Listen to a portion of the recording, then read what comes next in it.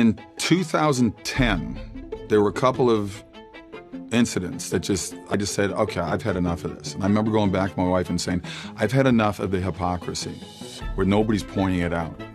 And I started getting more vocal. Of course, we had all these, social media was starting to grow in its infancy, but we started to take off.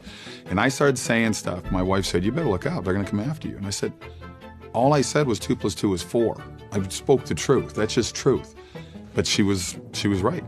And I got to a point with my agent, who was a big-time agent, I was with a long time, and my manager just said, we can't represent you anymore.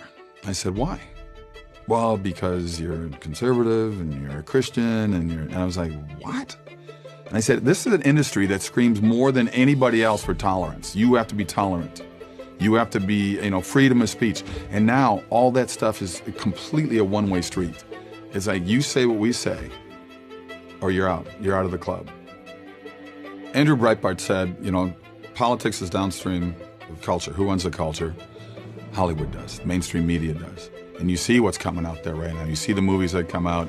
There's so much hate, anger, divisiveness. Walt Disney said back in the 50s, movies and television will influence the youth. And of course, look what it's doing right now.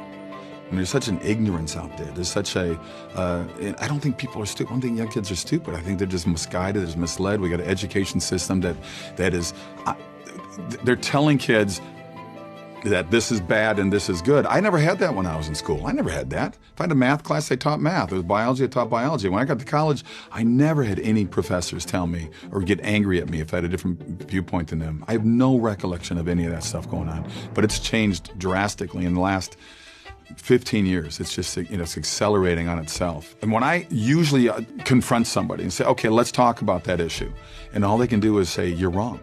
You're wrong. Or science. And I go, okay, explain the science to me.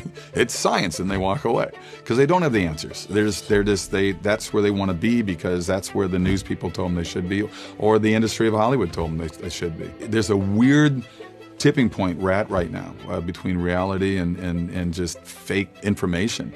And unfortunately, people are falling into the trap of going for the stuff that's more fake than real.